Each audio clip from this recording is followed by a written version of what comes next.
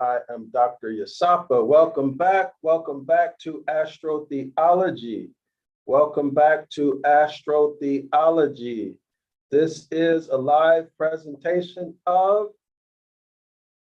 The Devil's Pulpit, which is a collection of sermons published in 1857. This book is the foremost, the premier source of astrotheology. It is the premier source of astrotheology.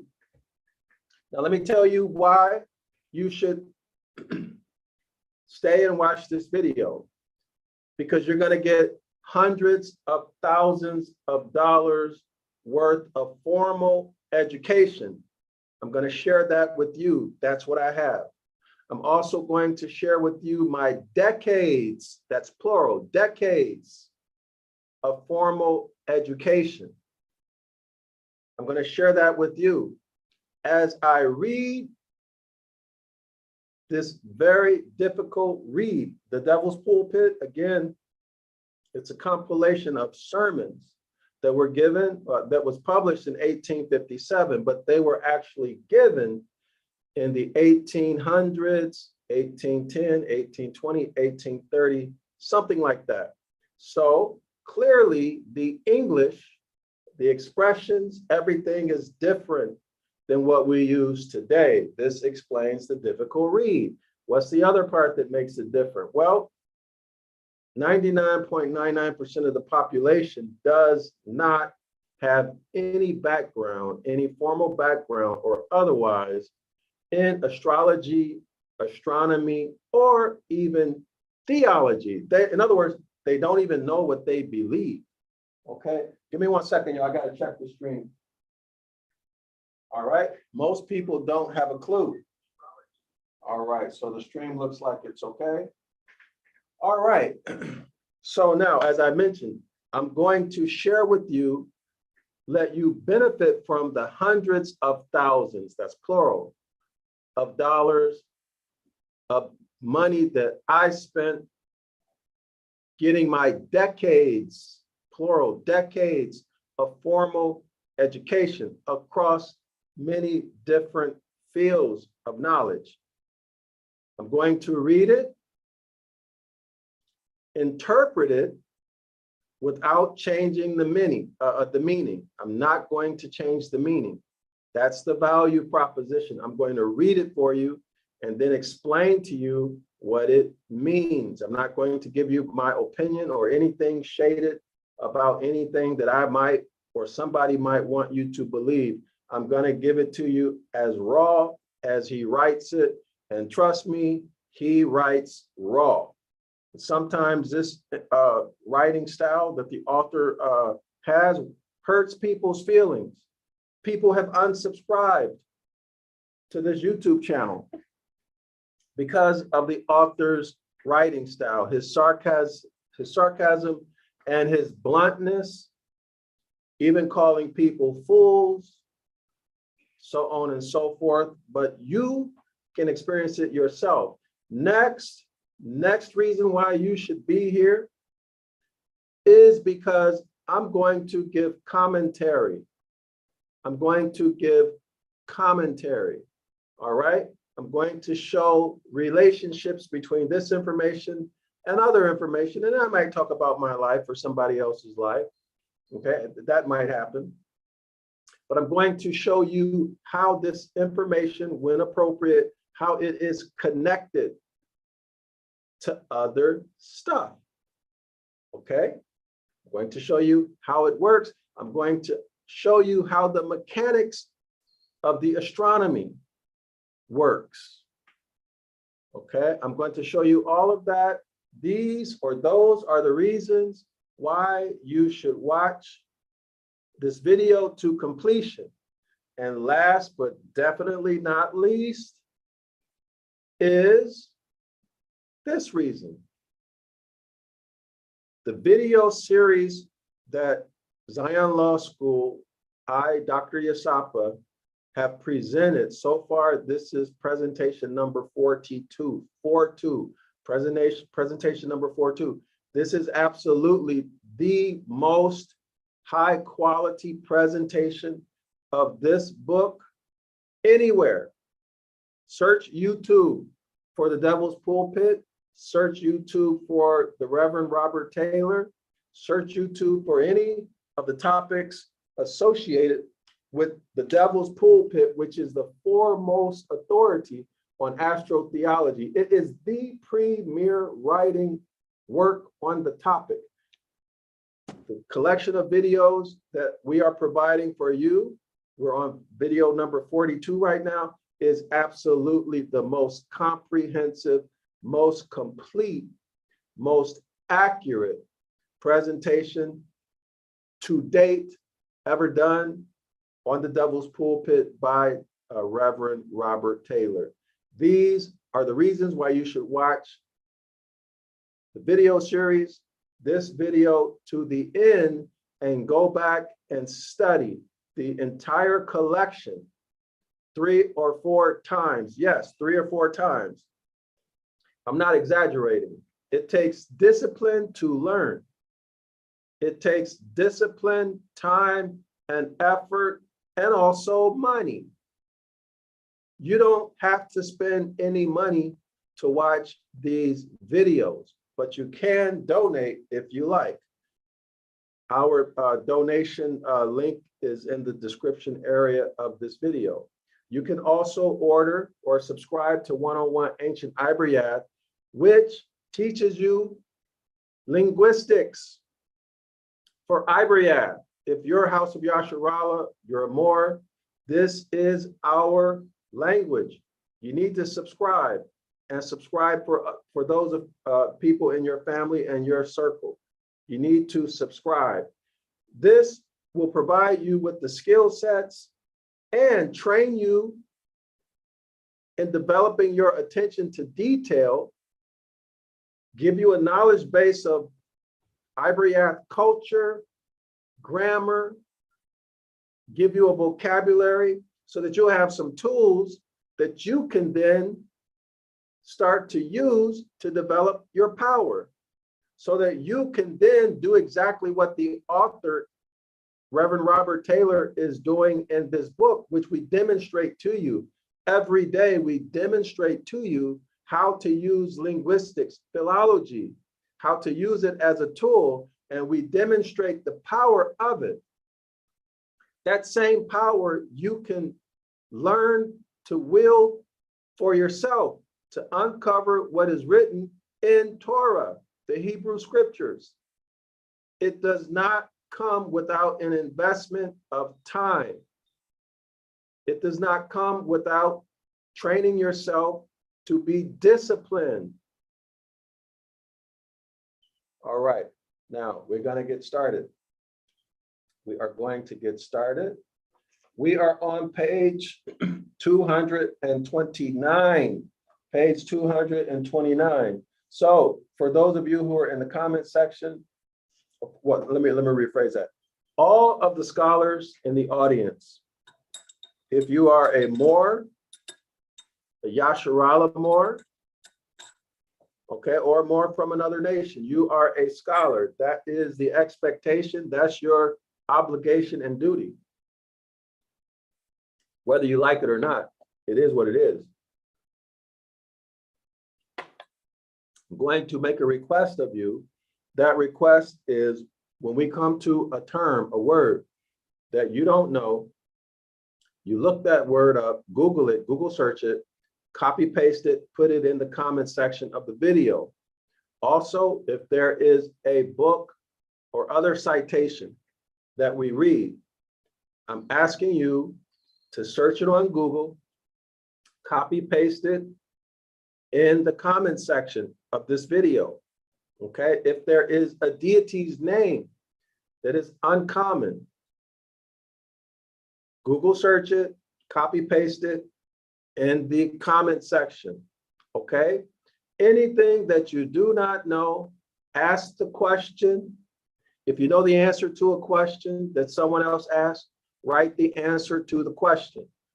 So what I'm asking you for is participation. Be active, active, active, active in the comment section.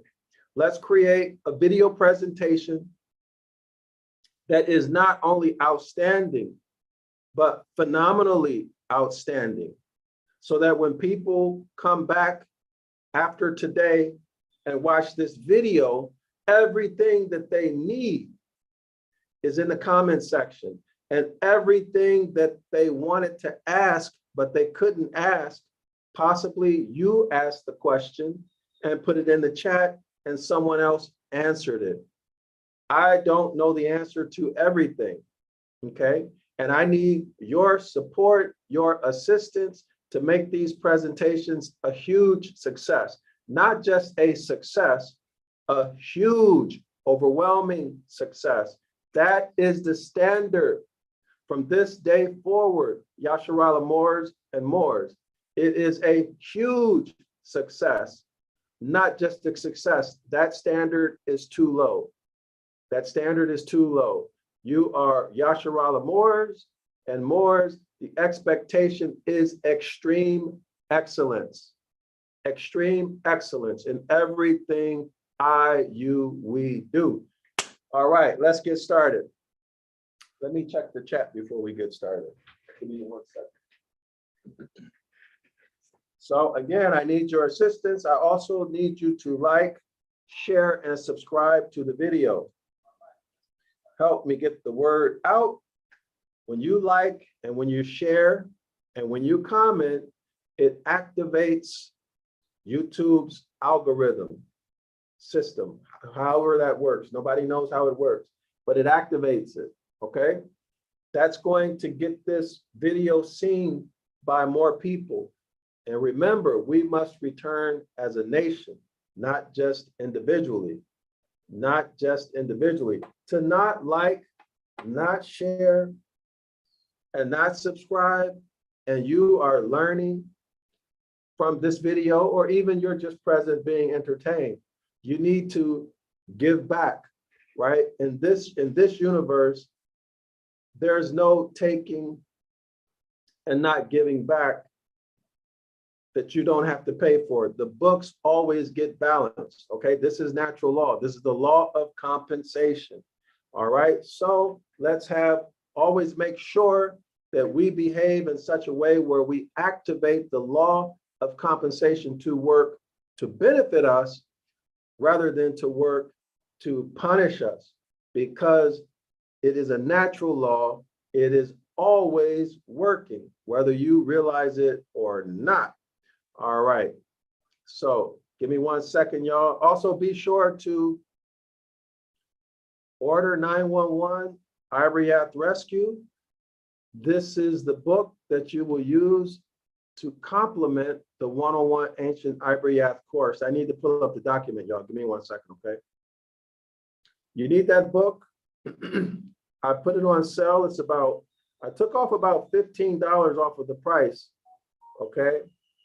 So let's move it. Let's move that book, okay? Be supportive. As they say in the Philippines, share your blessings. Don't be stingy. Order the book. Get educated. You are at a severe disadvantage if you do not understand etymology. You are a stake on the table. Literally, you are a stake on the table for anybody who wants to take advantage of you. Okay, and that's a lot of people. That is a whole lot of people. All right, so you must learn etymology. You must become competent. All right, and a lot of you need to increase your reading comprehension skills. And I'm not saying that to be insulting, but it's just the truth. How many of you read a document or even pick up a Bible and you read, let's say 5, 6 paragraphs, or you read a chapter and you don't understand what you just read? Okay, that's because, to be blunt, you cannot read. Your reading comprehension skills are low. Notice, skills, reading comprehension skills, okay? In other words, you need to build your reading skills so that you can understand what you're reading. Pronouncing words is not reading. Pronouncing words is not reading. You must develop skills, right? You must develop skills. Okay, so now what are those skills? It's the skills you're going to learn in 101 Ancient Ibaryath. This is a streaming course. You're going to learn grammar, grammar rules, parts of speech, Ibaryath word studies, and so much more. You're going to learn word morphology, how words are made, root word, infix, suffix, prefix. In this book, The Devil's Pulpit, the author is always talking about radicals and showing you how radicals can be used to expose the real meaning of a word and to expose or to establish its relationship to this or that, or non-relationship to this or that. You cannot do that if you do not understand etymology and if you do not know how to use it as a tool. All right. And that is what I am teaching. That's another reason why you should be here, so that you can learn how to use philology as a tool and not be like some of these Moors, Hebrew Israelites, and hybrids who are just repeating something they read and they don't understand it. They think that because they read it, what they're saying is true. No, that's only true for a third grader. Reading comprehension skills, analytical skills, critical thinking skills, they lack. And so they present information and they don't have a clue what they're talking about. All right, don't be that person. Develop your reading comprehension skills. Come to these presentations. Develop your analytical skills by coming to this presentation. Develop your critical thinking skills. Develop your skills associated with using grammar, linguistics. So everybody is invited to come to our Saturday 10 a.m. Eastern Standard Time course. It's a live stream course, live online, okay? But you need to register for that course. You'll develop all of these skills, okay? You can come. The link for the 101 Ancient Ibaryath course and 506 The Curses course, which is the Saturday 10 a.m. Eastern Standard Time course. In that Saturday live online course at 10 a.m. Eastern Standard Time, we are working with Deuteronomy chapter 28, verse 15 through 29. And we dissect and examine every word in those verses. We dissect, examine, we render each word properly. We analyze each word based upon certain data points. You'll see it when you come to class. This is how you develop the skill sets to become competent and free, mentally free. You can't do anything else successfully, continuously, until you free your mind, right? Until you free your mind. Anyway, that's enough for that. All right, let's get into the video. We are on page 229, and we're going to start in the last paragraph. So Shalawama, Islam to the Moors, Islam to the House of Yasharallah Moors. Thanks for joining us. I appreciate you all spending your evening here with me. Again, I'm Dr. Yasapa, and we are about to begin. We're going to take this ride together, y'all. All right, here we go. All right. Oh, by the way, I want to show y'all some images. Not a big deal, but this is from presentation number 41. From presentation number 41, I was able to find some images that I thought are worthy of showing you. So now this is the barrel. This is the barrel, the wine barrel that was mentioned in video, in Astrotheology, video number 41. All right, y'all see it here?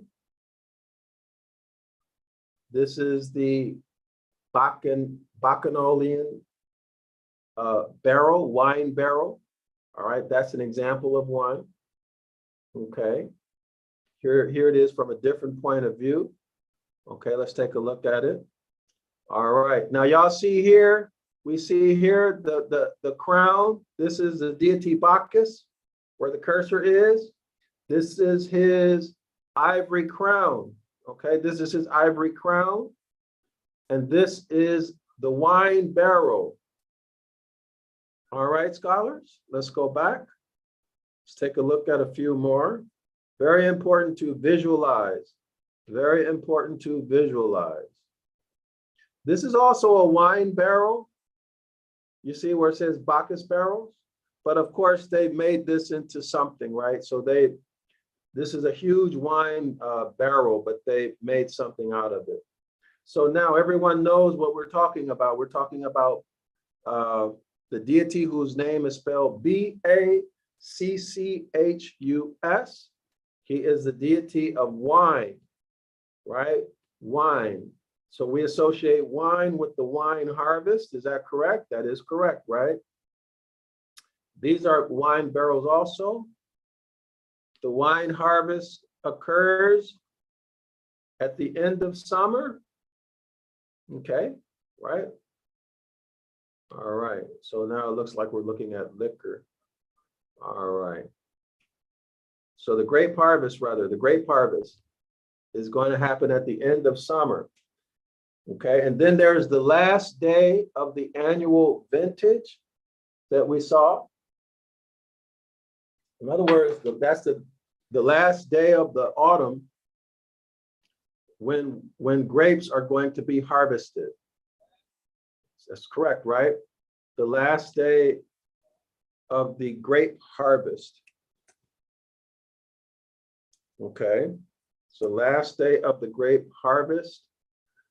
And let's see if we can visualize some of these craters that were mentioned.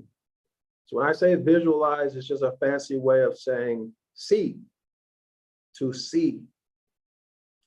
Oh, so here's one right here. All right, y'all see it has two handles. Okay, it has two handles. It has two handles. So now I tried to find this in the astrological maps. Wasn't able to find any. Oh, here is this it? There we go. There it is, y'all. But it's not showing the whole thing. So this is the celestial visualization of a crater associated with the deity whose name is Bacchus. Here's the crater that the author refers to in the book, and we see it. We see it. Unfortunately, it's not in a good map. All right, so now here it is again. So it's very curious, right, why these images are so hard to find. So here's the crater, okay, that holds, in other words, this is the cup of salvation.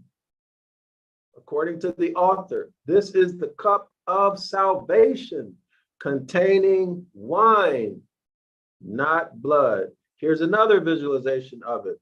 All right, y'all. Now, this is not Dr. Yasapa saying it.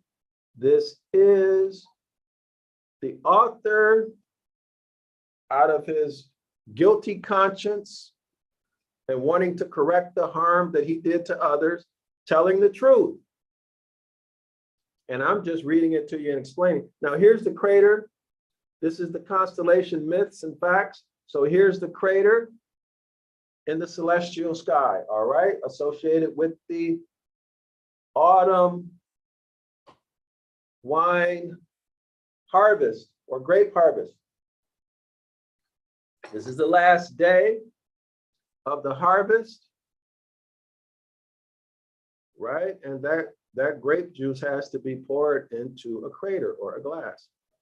These are other examples of what a crater is, all right? So there are no more images of the celestial crater. All right, now let's see what else we have. Okay, this is the deity whose name is spelled Chres. This is the female deity of agriculture. So let's take a look at her. This is the mother of the deity whose name is spelled Bacchus. This is the mother of the deity whose name is spelled Bacchus. She is the deity of agriculture. Everybody see? All right. Everybody sees it. Okay.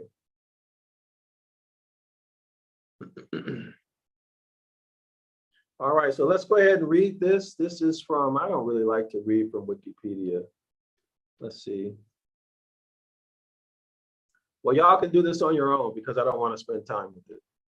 All right, now take a look here. This is the deity whose name is spelled Bacchus. You can see his ivory crown. His ivory crown. And the author told us that this is the reason why there's ivory growing on the walls of cathedrals and churches in all of Christianity. It is in veneration of this deity. Follow the cursor. The deity whose name is spelled Bacchus. It is a crown of ivory. And this is the grape because this deity loves wine. All right, let's continue visualizing. What else do we see? I'm satisfied with that image, scholars. I think you all get the idea. Okay, I think you get the idea. Now here's the same crown, but it's on a female. But here's that same crown of ivy, right? Same crown of ivy, but only a woman is wearing this. Again, here's another crown of ivy.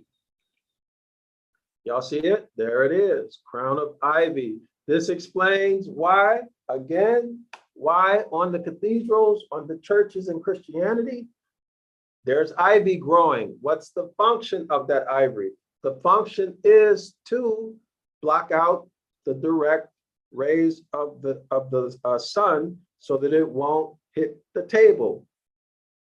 Okay, in Christianity, what table? That is the table where we can visualize. Let's go to the Last Supper. Remember, the author brought this to our attention in video number 42. Okay, this image right here. This image. So they put the ivy up because they don't want the sun to shine directly on the stuff on the table. Go back and watch Astrotheology presentation number 41. That's the purpose of the ivy.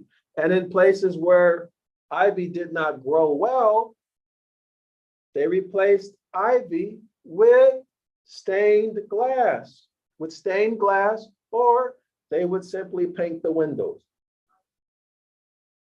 They would simply paint the windows.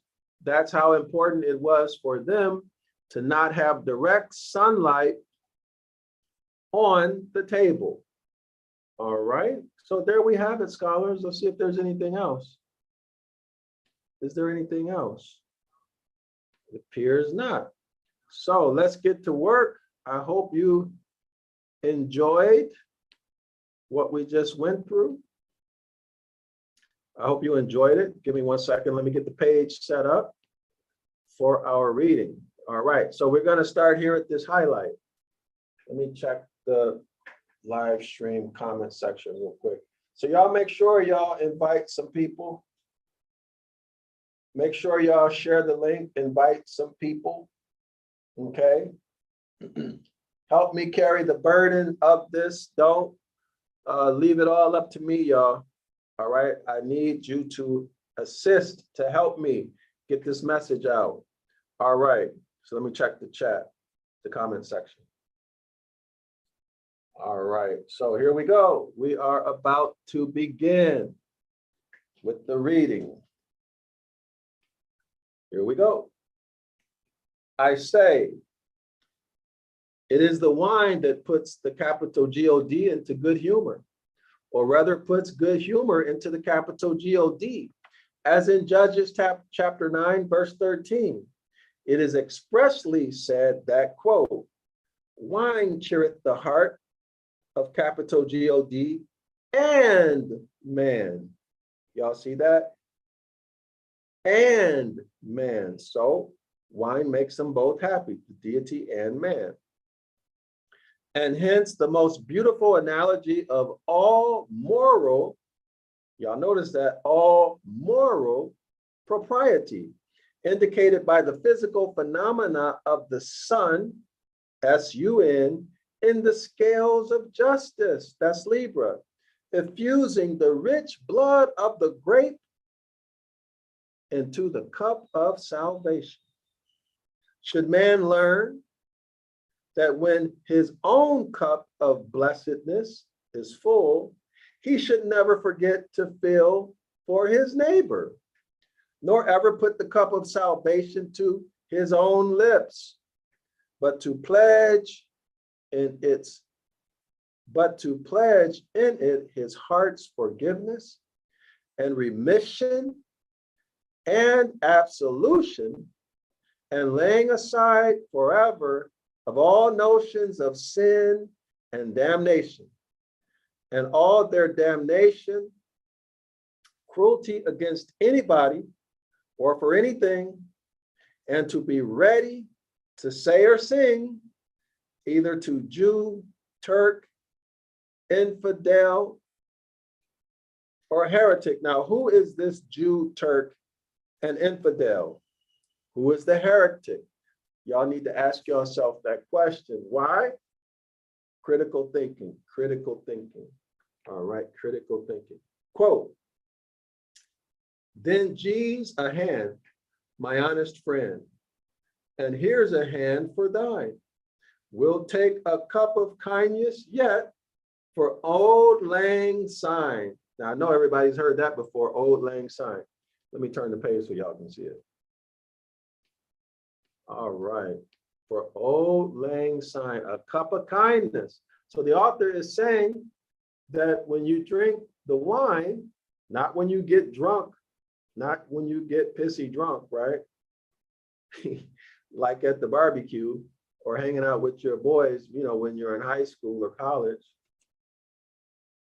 But when you drink the wine in moderation, it makes you happy, and you should be forgiving and thankful and share your blessing with others, meaning share your wine with other people and keep some for yourself.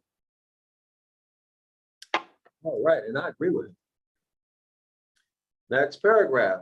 Here then is the congruity, the connection, and the moral solution.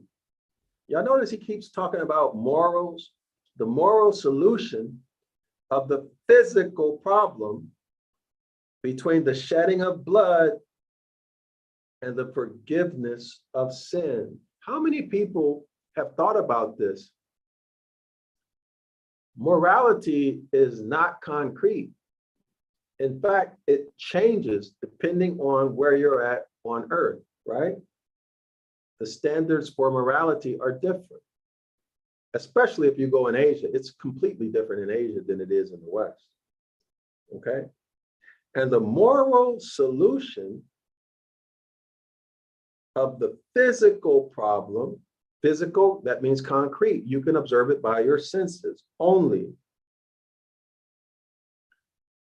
Between the shedding of blood, right? You see the blood, you can touch the blood, you can smell the blood, and the forgiveness of sins. Forgiveness of sins is not concrete, it's abstract.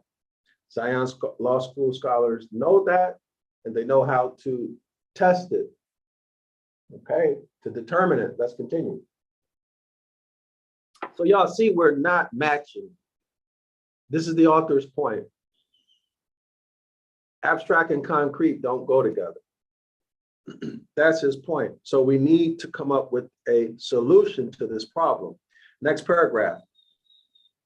Wine then cheereth the heart of both the deity and man.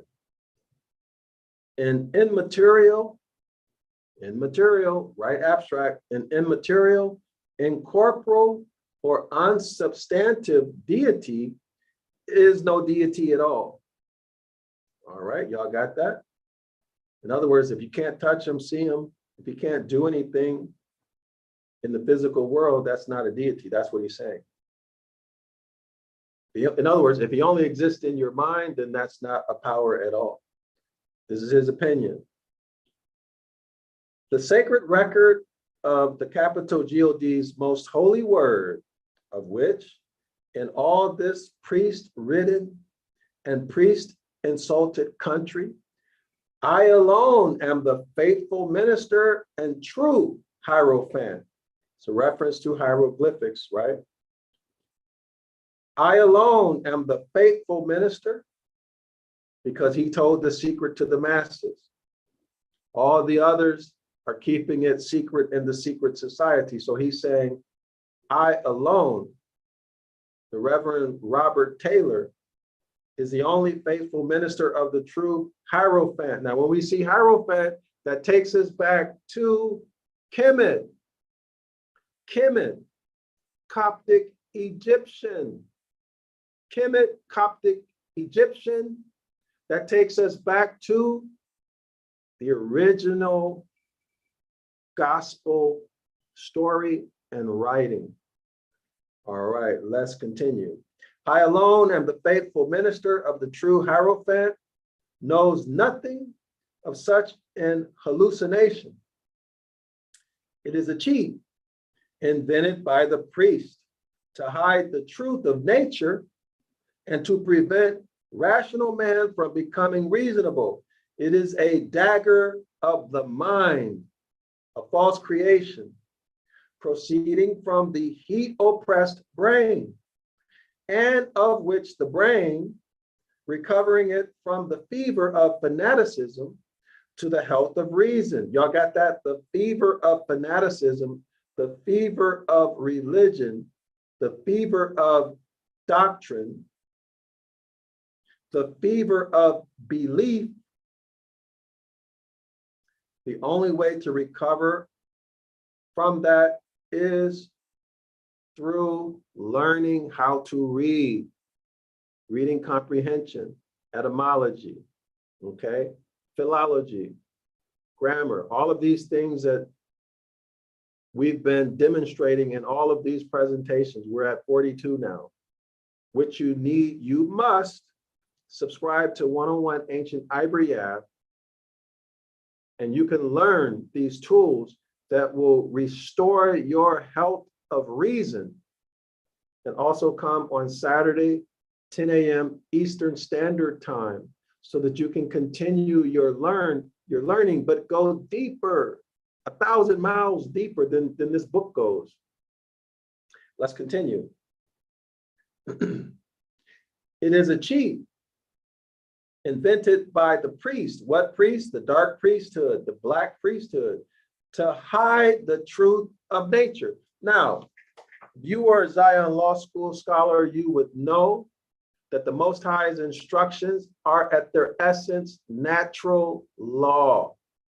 Here, the author is confirming or affirming that the dark priesthood does not want you to know anything about nature, because when you learn about nature, the chances of you finding out about natural law increases dramatically.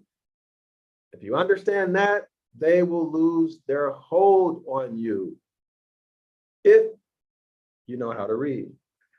All right, let's continue. In other words, you will become sane again. You'll come back to your right mind. It's what the author is telling us, okay?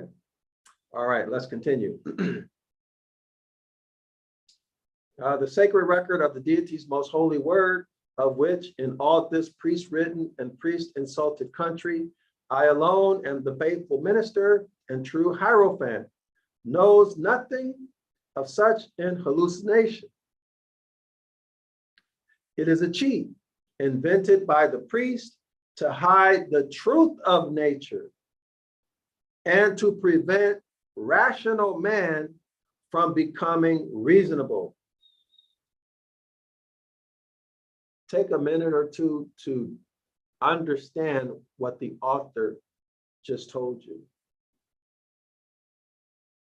Reasonable, common sense. What is common sense? Common sense is common law, right? Common sense is common law. And what is common law? Common law, when you deal with man to man or man to woman, that's natural law. These are the Most High's instructions as demonstrated in nature.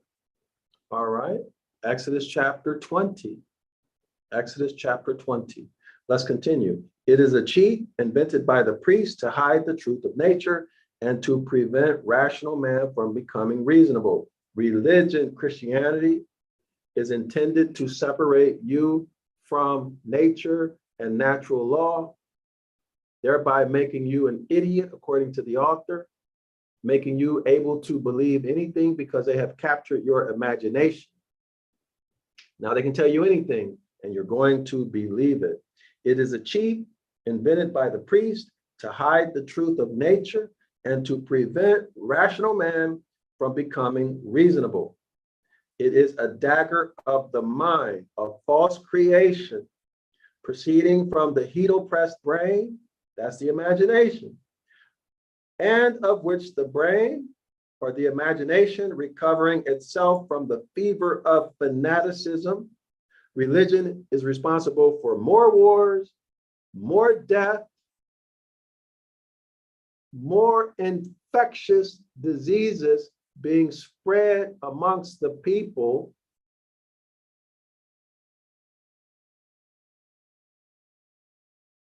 And I won't say anything else about that. Y'all should know what I'm talking about. All right. A false creation proceeding from the heat-oppressed brain, and of which the brain recovering from the fever of fanaticism to the health of reason. Natural law, the author says, is the health of reason. The health of reason will dissipate the delusion at once. Quote, there is no such a thing. Understand, scholars, the author at this point has said the most important thing that he said, in my opinion, up until this point in the whole book. He just told you the whole game. If you want to become free, you need to learn natural law. All right, if you don't see that, I brought it to your attention. This is the absolute most powerful thing or statement or revelation that the author has made. All right. You need to return to natural law, but first you have to find out about nature. Okay, this is what the author is telling you. The author is telling us from the beginning of this book till now, the author has been describing natural phenomena that occurs in the heavens. And he's also told us how these natural phenomena have been deified or anthropomorphized to create fake, false deities. And how the dark priesthood has been responsible for this, and how they have inserted themselves between you and these fake, false deities. And you need to go through them in order to get any benefit or to avoid any punishment from the deity. Therefore, they tell you what they want you to know about the deity, but everything they tell you is going to benefit the priesthood. Extract your money, your labor, your energy, your child, your wife, your husband, your parents. Take it all from you to enrich themselves. And the only way out is to return to the Most High's instructions by following his instructions, which are at their essence, natural law. Let's continue. Next paragraph. All right. But see now, after all the maddening nonsense of spirituality, y'all got that? Spirituality is abstract, not concrete. But see now, after all the maddening nonsense of spirituality and spiritually pretended meanings, which are no meaning at all, how refreshing, how delightful, how beautiful is science. All right, so when you start talking about spirituality, that's engaging the imagination. And when you engage the imagination, it activates images in your brain. And once someone captures your imagination, you are finished, because they will control you. All right, so you better watch what you look at, what you listen to, i.e. YouTube, television, radio, because what you allow into your brain does affect your imagination. It will capture your imagination and having you live in a reality that's not real. It's only real in your mind, right? In other words, you're an idiot. You're out of your mind. All right, so let's continue. Quote, the cup of salvation, end quote. Now observe ye, sirs, the priest's position with relation to the position of that cup. The priest's position with relation to the position of that cup of salvation upon the table, of the reason of which the priests themselves, our Protestant and Dissentarian priests, the most priestly of all priests that ever be priests of priest-ridden people, are most profoundly ignorant. All right. So the author is saying a lot of these priests don't even know this information themselves. They're just doing it because they're benefiting. Let's continue. Now, y'all hear he's saying priest-ridden. What about rodent-ridden or cockroach-ridden? Y'all see? All right, let's continue. So what we're interested in now is the relative position. Okay, so what is this relative position he's talking about on the table? He says here again, the priest's position with relation to the position of that cup upon the table. Next paragraph. Those relative positions are the same to this day. That was in the early 1800s, okay? So that means it would be the same today in 2022. Those relative positions are the same to this day in the administration of the Christian sacrament as they were through the anterior ages of pagan superstition. In other words, the author is saying nothing has changed in relation to the cup on the table. In the administration of the bread and wine, to the honor of the deity of agriculture, whose name is spelled C-E-R-E-S, and the deity whose name is spelled B-A-C-C-H-U-S, in the Eleusinian mysteries. And both orgies bore the name. Y'all got that? And both orgies, so these both had to do with orgies, bore the name. With the Christian orgy, y'all see that? With the Christian orgy, a mock solemn utterance of the ancient Phoenician word heli, spelled H-E-L-Y, from whence was formed the Greek word Helios, meaning the sun, S-U-N. Y'all got that?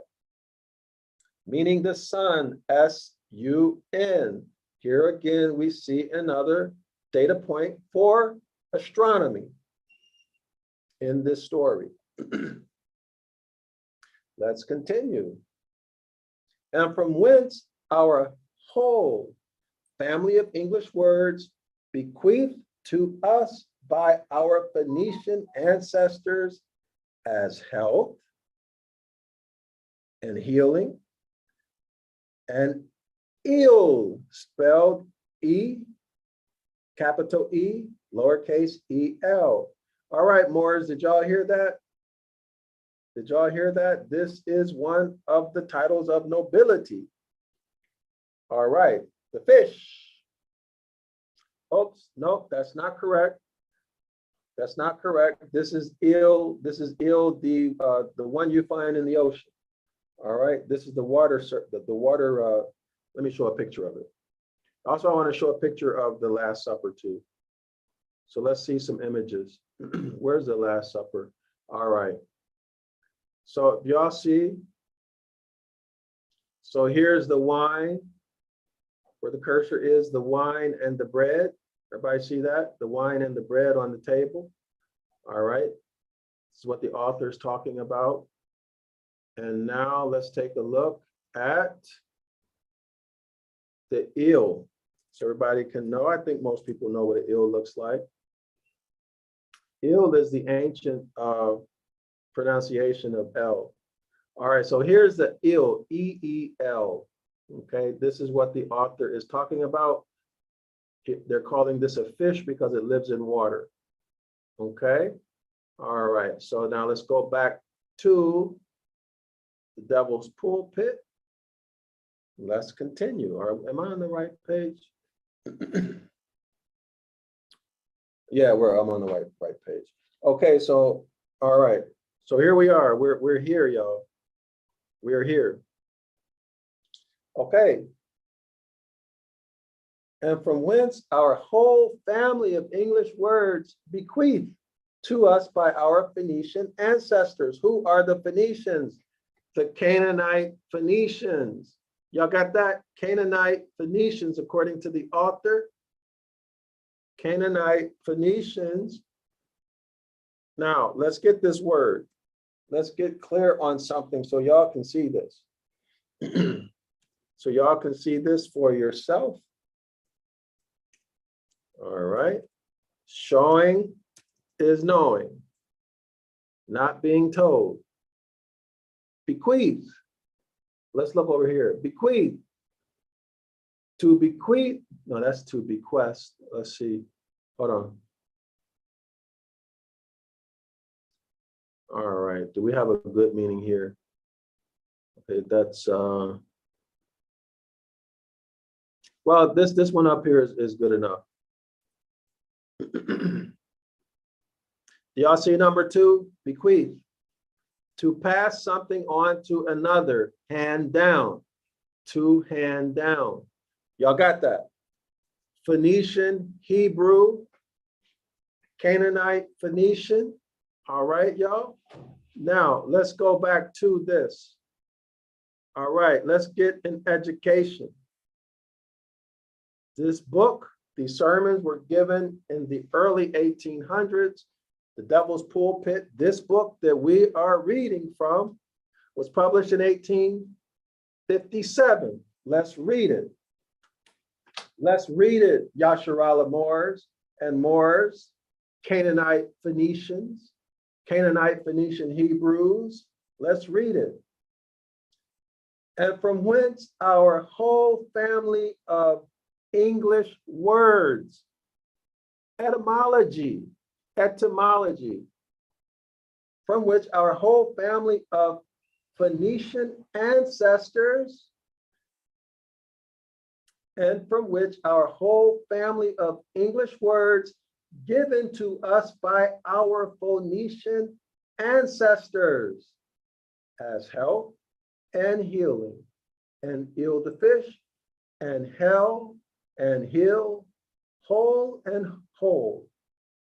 And the heel, H-E-E-L, of the human body connected, as every shoemaker can tell you, the heel is with the soul. The heel is connected to the soul. The human family is to be distinguished from the family of the orangutan lady and gentlemen who have lately come to see their cousins, the dandies, in Piccadilly by the felicity of having a heel, spelled H-E-E-L, and so I suppose a soul to their heels, H-E-E-L-S, heel being the Greek, and soul or soul, S-O-L, so soul is being spelled here S-O-U-L, or soul, S-O-L, the Latin, for the sun, S-U-N. As everything depends upon having a right understanding, so the psalmist prays to, capital G-O-D, to forgive him the inequity of his heels, H-E-E-L-S. And Christ complains of Judas, quote, he that eateth bread with me have lifted up his heel, H-E-E-L, against me, end quote. Now, isn't this very interesting? Someone asked if the person who wrote this book is a Moor or is it a hybrid troglodyte? It clearly appears, according to the author's own writing, that he is a Moor. Why can I say that? Let's read this paragraph again. If you're unfamiliar with what we're talking about, go back and watch the video on Zion Law School about orangutans. You'll see a picture of a baby orangutan and a baby chimpanzee. Go back and watch that video. That's where your answers are. You'll get the significance of the author's statement here. The human family is to be distinguished from the family of the orangutan lady and gentlemen. Y'all see that? The author is making a difference. The author is making a difference. Now remember the meaning of orangutan at this time. If you don't know that, go back and watch that video that I just mentioned. The human family is to be distinguished from the family of the orangutan lady and gentlemen who have lately come to see their cousins, the dandies. Now, who are the dandies? I don't know who the dandies are. So we need to figure out who the dandies are. Their cousins, the dandies in the Piccadilly. So what is the Piccadilly? By their felicity of having a heel. All right, so let me do a real quick Google search. I'm going to follow up on this maybe later today or tomorrow. So take some time, y'all, to read through that. Let me see if I can find what this means. If I don't find it now, hopefully I can find it before tomorrow. Give me 1 second. So it appears that this author was a Moor. All right, so let's see. Let me show you. I didn't find anything, but I'll share my screen. All right, so let's see what we find. So y'all, this is the fun stuff that comes from reading these very old books, because they show you connections. They will show you connections, things that would not dare be published today. Things that would not dare be published today. All right. Things that would not darely be published today. English dandies and ladies. So what is an English? So let's Google that. English dandies.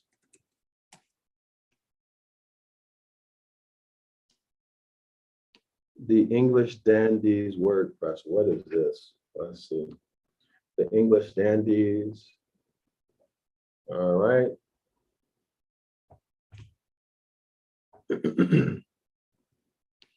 If anyone knows, please put it in the chat. If y'all have an article or if you have some knowledge on this topic, please put it in the chat. Definition of dandies, free dictionary, define dandies, synonym dandies, pronunciation, translation. Let's see, Dan dies. All right, noun plural, Dan dies. A man who affects extreme elegance in clothes and manner, a fop. All right, so that answers the question. Okay, so the human family is to be distinguished from the family of the orangutan lady and gentleman who have lately come to see their cousins, the dandies, in Piccadilly by the felicity of having a heel. All right, so I need to do some more. Let's first look at dandy. Let's first look at dandy etymology, okay? Maybe we already just got it, Dan dies. Well, let's just see. Oops. Let's see. Okay, dandy, noun, man who draws attention by unusual finery of dress and fastidiousness of manners. A fop, 1780, of uncertain origin, attested earliest in a Scottish border ballad. In that region, dandy is diminutive of Andrew. All right, so here we go, y'all. This is the orangutan dandy. Y'all see it? Dr. Yasapa, did not make this up. There we go. This is the orangutan dandy. All right, now let's look at Piccadilly. Y'all see the power of etymology, the power of reading comprehension? Okay, the power of reading comprehension. You can gain this power. You can gain this power too. All right. You can gain this power also and do the same thing that the author is doing in English or any language. Okay, you can do it too. All right, but what I want you to do is subscribe to 101 Ancient Ibaryath and learn these skills. This is ours. Okay, don't discount it because it is ours.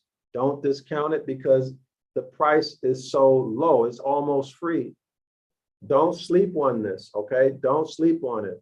Go and subscribe, all right? Gain your power back. Return to the Most High, okay? You will be able to interpret the text on your own and render on your own. The skills are transferable. You'll be able to use these skills in any topic.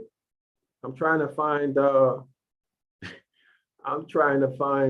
here it is. I'm trying to find where we left off. Okay, so y'all make sure y'all go and subscribe. Piccadilly. Piccadilly. All right, this is from, according to Merriam-Webster's. All right, so let's see. And they don't have anything. Let's see. Okay, so a street in London. What does Piccadilly mean? Definition of Piccadilly in the dictions.net dictionary. Meaning of Piccadilly, information and translations of Piccadilly. Excuse me. Y'all see I'm losing my voice from doing this every day. All right. Let's look at, we were at Webster's, right? Yeah, let's look at Merriam-Webster's first. Merriam-Webster's Piccadilly, definition of Piccadilly. Piccadille, a high wing collar worn by men in the late 19th century. Y'all got that?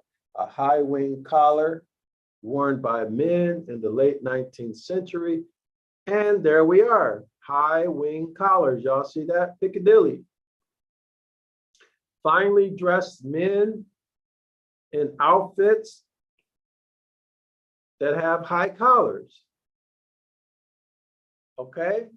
Our cousins, why? Because they are made from the egg of a Moabite woman who would be classified as a Black woman. That is a Moor, right, today. And the sperm of a pan-troglodyte chimpanzee. That's the Black one. Okay, this is the orangutan. At that time, orangutan had a meaning. Go back and watch the video that has the picture of the orangutan baby and the baby chimpanzee. Go back and watch that. Also go, as a matter of fact, let me show y'all what to watch. Let me show you what videos to watch. All right. So hold on. Let's see. This is the video to watch. You must become competent. There's no way around it. It will require an investment of time and energy. It will require an investment of time and energy. Well, y'all do this. There's a video called Busted on our YouTube channel. You're gonna see a Neanderthal. Watch that video. It's called Busted. Watch the video called, the video titled orangutan something, but you'll see the two pictures of the baby orangutan and chimpanzee. You must watch those. You must watch those. Now, it's not me saying it. You'll find this on page 230. Page 230 of the Devil's Pulpit. 230 of the Devil's Pulpit. Here we see the human family is to be distinguished from the family of the orangutan, ladies and gentlemen, who have lately, see that? Who have lately, meaning only recently, who have lately come to see their cousins in the dandies, in the Piccadilly, right? The finely dressed clothes with the high collars, by the felicity of having a heel. All right, give me a second, y'all. I need to take a sip of water or something.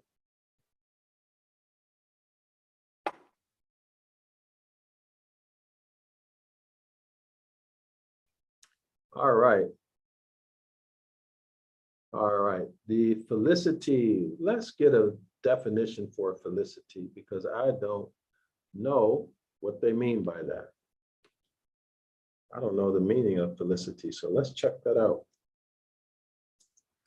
Did I spell it right? Yep.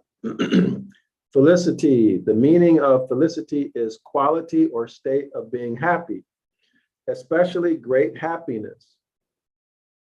Felicity isn't, okay, so that's a drama. All right, so this is great happiness, extreme happiness.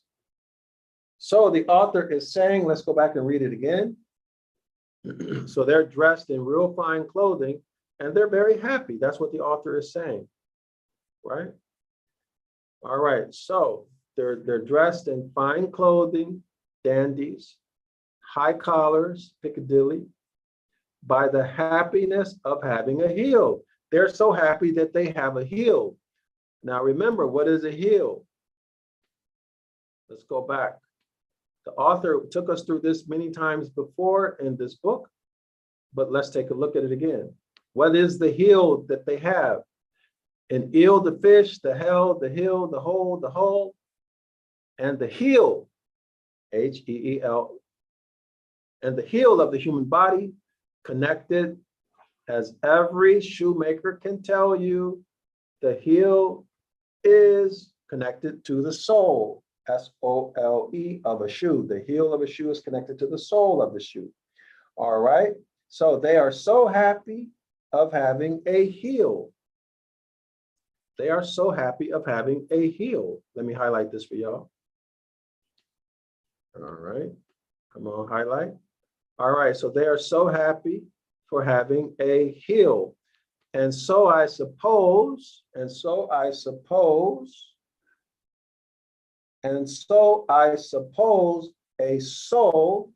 S-O-U-L, to their heels. Y'all got that? They're so happy to have a heel, H-E-E-L, okay, heel of a shoe. And so I suppose, says the author, a soul, not soul, S-O-L-E, but a soul, S-O-U-L. And so I suppose a soul, S-O-U-L, to their heels, heels being the Greek, and soul, S-O-U-L, or soul, S-O-L, the Latin, for the sun, S-U-N. As everything depends on having a right understanding, I just gave you the right understanding.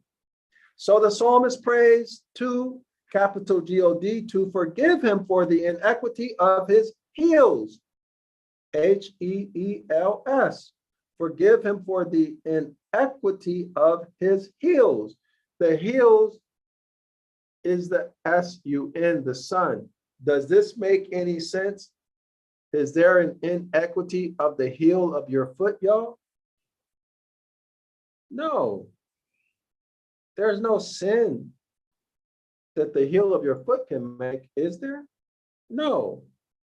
What must this be talking about? It appears to me that the inequity from an astronomical point of view is any place on the celestial globe other than the equinoxes. Why? Because at spring equinox, there's 12 hours of light, 12 hours of day. Autumn equinox, there's 12 hours of light, 12 hours of daylight, 12 hours of nighttime. At the spring equinox, 12 hours of daylight, 12 hours of nighttime. That is equity, that is righteousness. So at all other points, there is inequity. Why? The number of daylight hours are different. They are not balanced. They are not equal. This is the astronomical meaning. Okay? So the psalmist prays to, capital G-O-D, to forgive him the inequity of his heels, the inequity of his son. And Christ complains of Judas, quote, he that eateth bread with me have lifted up his heel, H-E-E-L, against me, end quote. And hence your church and chapel arrangements of the paraphernalia in these holy Let me repeat that. In these holy mysteries, that's the gospel stories, or mysteries of the Son, S-U-N, that's the gospel, right? The gospels, have been always those of a camera obscura, or astronomical orrery, exhibiting in shadowy types upon that darkened table the actual phenomena of the heavenly bodies, as observed by the astronomical priests from their episcopal observatories, which are now called the bishops, sees, S-E-E-S, or lookouts. The bishops always being upon the lookout. And you have the very earliest rule laid down for the building of a church or chapel in Hebrews chapter 8, verse 5, quote, "See, saith he, that thou makest all things according to the pattern shown to thee in the mount," end quote. There you have it. This is why the churches reflect astrotheological phenomena. Y'all see it for yourself. This is given to us in Hebrews chapter 8, verse 5. All right. Now, you must remember that these old cathedrals, these ancient cathedrals, they were not always Christian or Catholic cathedrals, were they? No, they're stolen property. All right. And all of this Christian mythology stuff was put into it.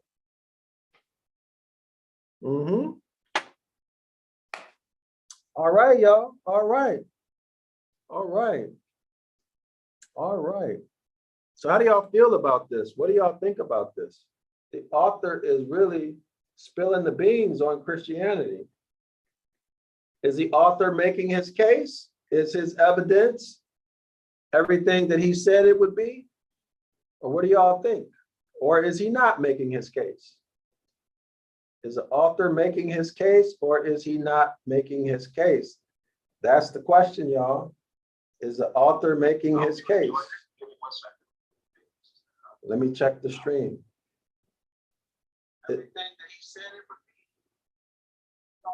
All right, so the stream is good.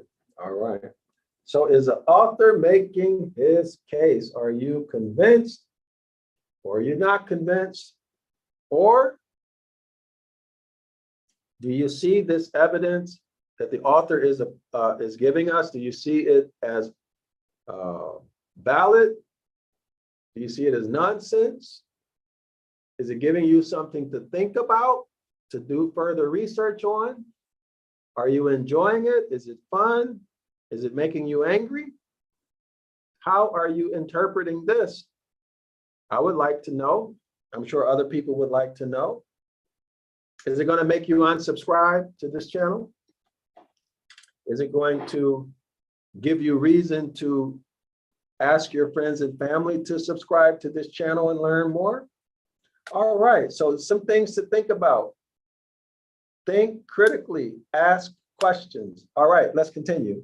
And see, sirs, how accurately is the heavenly pattern copied in the arrangement of this heavenly table. Oh, there we go. There we go. The author, in this one paragraph sentence, here's the relative position of the cup of salvation on the table, right? The author mentioned that about the relative position, about the relation, rather, of the cup of salvation on the table to everything else. Now the author is telling us why we should be concerned or pay attention to or investigate the meaning of the location of the cup of salvation on the table. What table? Again, let's go back. What table? We're talking about the Last Supper. Let's look at the images. This is so very important, y'all. This is the critical thing about Christianity. So here's the image. This is what the author is talking about. The Last Supper, the bread, the wine, the new covenant, right? The author just told us. So here we go, y'all. Here we go. The table must stand in the east, and this portion of scripture, which I have read, appointed to be read for the epistle, must be read by the priest standing on the south side of the table. It would have been blasphemy against the Holy Ghost to have read it on the north side. It is the gospel and not the epistle that is to be read on the north side of the table. Because, or here's why, because for what reason that your clergy can give you, none at all. That's right. Why is it? Why is it that it had to be read, that it must be read at that location other than the other? Very good question. Very good question. Let's continue.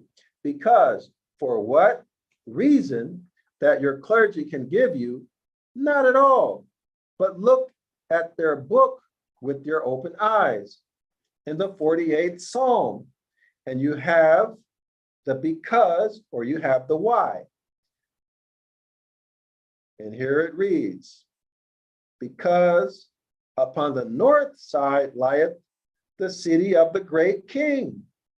Capital God is well known in her palaces as a sure refuge, end quote. Northward of the equator, northward of the celestial equator, stand the mansions of the sun, S-U-N. Northward of the equator stands the mansion of the sun. What equator? The celestial sun. What sun? The S-U-N. What direction? Northward. Northward of the equator stands the mansions. What mansions? What mansions? Northward of the equator stands the mansions of the sun, S-U-N, and the sun's reign through the summer months, beginning with March and ending with September. When? March, beginning with March and ending with September. But what's southward of the celestial equator? As you see in this delineation, stands the cup of salvation. Y'all got that? But southward of the celestial equator, as you see in this delineation, stands the cup of salvation. In other words, the author is saying is that beneath, southward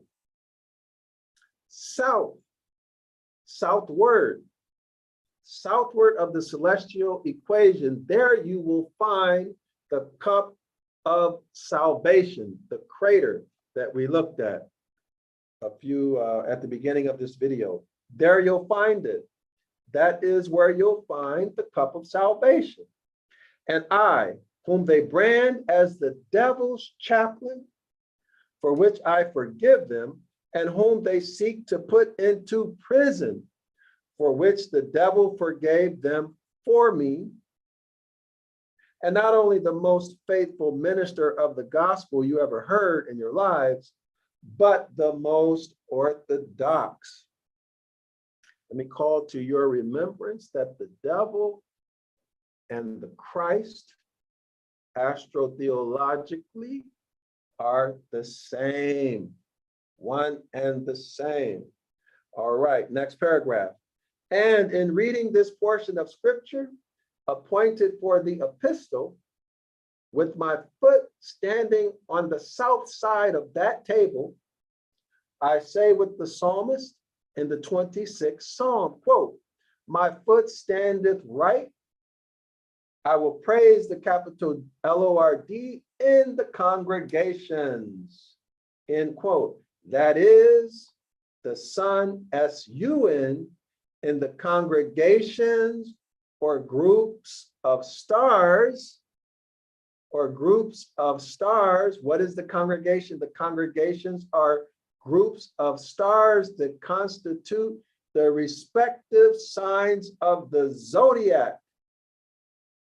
Now remember, summer, according to the author, the time of year we're talking about is the beginning of March and ending with September. So the constellations or stars that are visible from March to the end, or from March through September. This is what the author is talking about. That is the sun, S-U-N, in the congregations. That is the sun as it progresses through each zodiac sign. The zodiac sign in March, it enters, passes through the next zodiac sign, the next zodiac sign, the next zodiac sign, it enters and passes through all the way up until September. This is what the author is telling us. That is the sun, S-U-N, in the congregations or groups of stars that constitute the respective signs of the zodiac for March through September. And so there we are. And were you dying with thirst?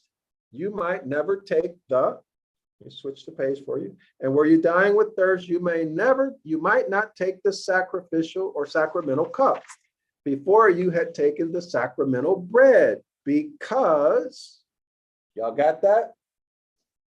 Let me read it again. Now, he's speaking astronomically as well as mythologically. Put the two together, astrotheologically. I'll read this sentence again. And were you dying with thirst, you might never take the sacrificial cup before you had the sacramental bread. Because, okay? So what is he saying? He's saying that the order in which you take the cup and the bread matters. And here's why.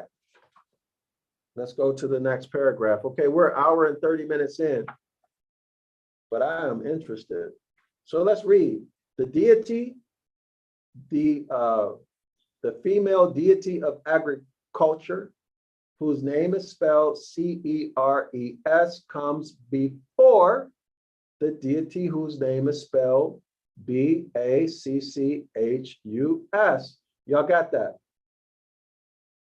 The deity whose name is C-R-E-S comes before the deity whose name is spelled B-A-C-C-H-U-S. Okay, that B-A-C-C-H-U-S is the deity of wine. All right, let's continue with the paragraph. The deity whose name is spelled C-R-C-E-S is the deity of agriculture, and this female deity is the mother, in other words, the mother before her son. C-E-R-E-S is the mother, and her son is B-A-C-C-H-U-S. The lady before the gentleman, y'all got that? The lady before the gentleman, the corn harvest before the vintage, the corn harvest before the grape harvest. The corn harvest comes before the grape harvest. The wheat of August before the grapes of September. The wheat of August before the grapes of September. Is it clear? All right, is it clear? All right, let us continue. No, I think we're going to stop here because we're an hour and 30 minutes. If we continue, it's probably going to be another half hour or more. Y'all, this is getting real good. I hope y'all are enjoying it and appreciating it as much as I am. This is phenomenal stuff, y'all. Phenomenal stuff. This is absolutely the most outstanding presentation of the devil's pulpit that you can find. It is also the most complete. It is the most complete, the highest quality presentation of the devil's pulpit that you can find anywhere. Don't believe me? Search it for yourself. This takes discipline to present this. It takes effort and energy to present this. So if you are learning, enjoying, being entertained, if you think this is worthy of other people watching, like and subscribe to the video, to our channel. Like this video, subscribe to our channel, and share it out. Activate the YouTube algorithm. Also, if you're benefiting or you think other people will benefit, subscribe to 101 Ancient Ibaryath on zionlawschool.org. Subscribe, return to your heritage, Yasharala Moors, and all Moors. Also, go online and purchase. Now, this book you can buy on Amazon.com. This is 911 Ibaryath Rescue. Okay, so go out and buy several copies for yourself and give them to your friends and family. It's only $24.99. All right, so go out and get these. And I want to show y'all some of our other stuff. If you want to support us because you like our work, we have a recommended book list. These are all books published, written and published by Zion Law School, written and published by Dr. Yasapa. All right, this is our recommended book list. The links are here.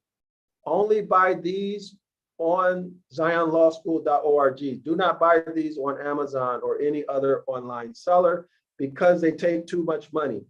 All right, it's almost not worth, well, it's actually not worth being publishing online with these online, because it's not worth it. So make sure, if y'all want to donate or support, we have 7 books you can buy. The Animals in the Bible, this is good for children and adults alike. It's only like $9.99. It's full color. It is phenomenal. This is a phenomenal book. Go get it, support. If you like our content and you want to help us get our work done, because it costs money to do this, y'all. Y'all see the book, Animals in the Bible? It's going to show you the animals that are in the Bible and give you their Ibaryath names. All right. So now, what else? If you want to donate, either one time or recurring, you'll find our PayPal for donations right here. All right, so that said, I am Dr. Yasapa from Zion Law School. It's been a joy to present this information to you. Don't be stingy with your knowledge. I'm sharing mine, so put your knowledge, your questions, your comment in the comment section so that other people can benefit from your knowledge. Don't be stingy with it, all right, y'all? Share your blessings. All right, Shalawama, I'm Dr. Yasapa, and I will see everyone tomorrow for our next presentation of astrotheology. Shalawama.